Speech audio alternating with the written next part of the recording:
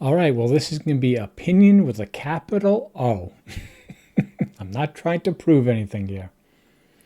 So, the pandemic, as I saw it, was an orgy of fraud and theft.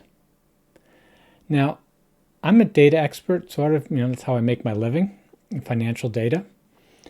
And I could see it there. When I tried to talk to people about it, no one was interested at the time. So, for instance, and I go again, I'm going to go down some rabbit holes, but I think, all this evidence is why I think what I'm thinking. So, before the pandemic, Massachusetts, the state I live in, essentially had 4 billion, I think, or 3 billion in sort of excess savings, even though we have a lot of debt here. And then after the all the unemployment insurance had to be paid, it went to like a negative $4 billion.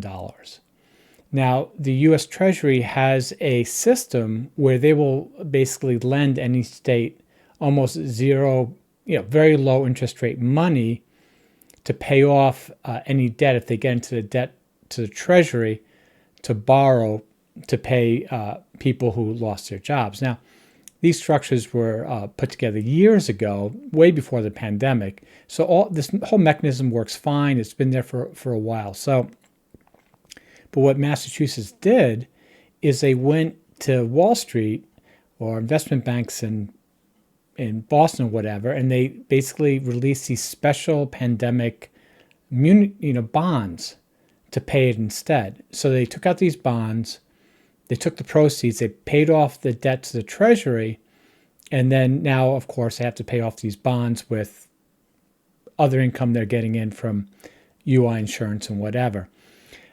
But my question was, hey, well, which is more expensive? Like maybe it'll be more expensive to do this private route. And I asked one of the congressmen here, state congressmen, about it. And I said, did you look at the interest rate? Like, I think he's even on the finance committee. I said, do you look at the interest rate to see like what's the better deal? And he says, nah, I don't really understand that stuff. And I said, you're telling me that when you go to buy a house and you shop your mortgage, you don't understand the difference in mortgage fees? And he laughed.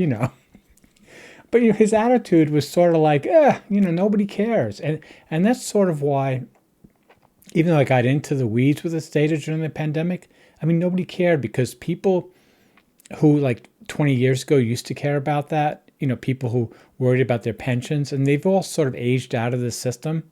So there are too many sort of youngish people in the system now. So anyway, all the whole like social, I don't know how to explain it, idea that we have to protect our financial system, that's all gone. Like nobody cares anymore. Like everybody just sort of has an idea of like, if you can borrow it, borrow it. So that's sort of what I've seen here in Massachusetts. And when I looked at the data for the pandemic for this UI, there are huge spikes in the data. But again, nobody cared. So who am I going to talk about it to? I thought, I'll do it like a Medium story or whatever. I thought, 10 people are going to read it. And there are other people that sort of do this kind of stuff and they don't get anywhere. And after the pandemic, because Massachusetts or this Boston area is very high in biotech, there appeared on the road so many new Teslas, Rivians, BMWs, new cars. You'd think that the factory had built so many of them, it was just giving them away. It was eye-popping. So again, that's what I saw. And I guess the other way I want to put this story is that if you had to do it over again, let's just say we can go back in time to 2020, just before the pandemic, what would you do differently, if you could? Now, by the way, these things I'm going to tell you, I knew at the time, I felt at the time, yeah, I can do these, no problem. But I didn't do them. But I think now I probably would do them because everybody did them. That is like every single loan you could get, or sort of what they call, not even loans, but grants you could get to keep your business open. Everything designed to help businesses in the pandemic, you could take them out and nobody would come get you. I would have taken more jobs, more consulting jobs. Nobody really checked. Like whatever you did during that time to take any money that you could weasel your way into, you got. Nobody ever came after it. Like, nobody came after that. Nobody came after, I mean, the press did report like fraud, but it died down in a week or two because people just didn't care. And the people that were all hurt by it, the people, the manual laborers, what can they do? They got to go and work their jobs. So anyway, that's my view of the pandemic, that the pandemic unleashed an amount of a breakdown of institutions, widespread fraud, just incredible wealth transfer to people taking advantage of being part of that elite system. But anyway, that's how I view it. So I think that when you came out to 2022, you came after the pandemic, all the stuff that people talk about, the institutions are supposed to protect us, they were dead right then. The pandemic killed them off. And maybe they were already, and I think they were already dying even before the pandemic. So Trump, people I think have a deep sense of this. And they look at Trump and they say, Trump is going to do a bunch of crazy stuff. And maybe I can get some crumbs. He's going to go after this. He's going to go after that. He's going to mess things up because the pandemic was totally messed up. It was total chaos. So if you want a pandemic like chaos to make money, to do your fraud and stuff like that, who wouldn't want Trump? And this isn't just Democrat or Republican. Like everybody, Trump is, I'd liken to a substitute teacher at a school. Even if you have a class with really good students who understand that everybody needs to be civil and work together, if they get a substitute teacher, they're going to be as bad as everybody else, right? Skipping class, going on their phone, doing whatever, right? So, I mean, Trump is like the substitute teacher of the country, and the students, they're no good students anymore because it's just so overwhelming. So it's everyone from the truck drivers to politicians in both parties to the judges, everyone. And this Trump didn't, like I said, Trump didn't create this. It was already there. The pandemic started it. It erased all institutional whatever, and it just made it a free-for-all. And now everybody's pretending that they don't see what they're doing or everyone else is doing. Everybody has this, I won't look at your scam if you don't look at mine. There are no checks and balances to anything. I wonder, to a high schooler today, if they're learning about the checks and balances, if you're teaching that stuff about the government, I mean, they must look at ancient history. I mean, yeah. Anyway.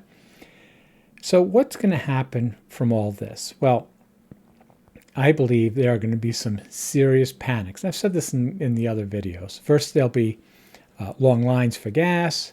Then will come the price controls. Then will come rationing. And then will come, after the riots, it's just going to get ugly in ways I can't even imagine. But I guess what I'm saying is as bad as I can make it sound, that's what I think is going to happen. And I think it's already going to happen if you just extrapolate from the pandemic. If you looked what happened to money in an abstract way during the pandemic, how it all became a free-for-all fraud fest. And then you look at that with real goods like gasoline and food and air flight and real things that you need, like material goods to fight over. If you just extrapolate that now to a fight over energy, then that's what we're going to have. We're going to have, I believe the elites and wealthy will be split into two. There'll be a panic selling of securities as people realize we're back to the gold system that, adorns the Trump's White House. Airplane travel, only the wealthy can afford it. We'll have neighborhoods and cities that become gated as those in suburbs. And I know this all sounds crazy, but you can see it, again, if you come and you look at the pandemic objectively. If you see what will happen with that mindset once the energy shock really starts to take hold. Because it's coming, I'm telling you. So if you look at that, I think you can see we're entering but there's nothing you can do, nothing I can do. I mean, any of us can do. We just, just like I couldn't do anything during the pandemic. During the pandemic, I felt it was unfair. And I tried to, write about it or talk to people about it. Nobody was interested. And it'll be the same thing here. So anyway, we're running out of energy. And without energy, all machinery dies.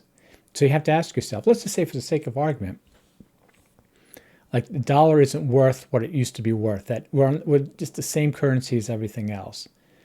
Like, so now we have to trade with each nation directly. What are we going to offer Asia, right? If we want a TV, what are we going to send to Asia, right? I mean, I guess some soybeans or something. That's what we used to send to China. We don't really have much. We have no manufacturing because the whole financial system for the past 50 years has been geared towards financial games.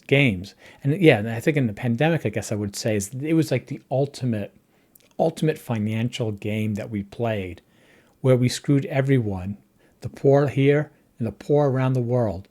And then it was so rampant that Trump came in and said, tariffs, I'm going to, pay me off, or I'm going to do this to you. Like, we had this, just like we're just basically orgy. It's a, what's the word for it? Maybe that's not the right word. Anyway, so I think that's what's going to happen.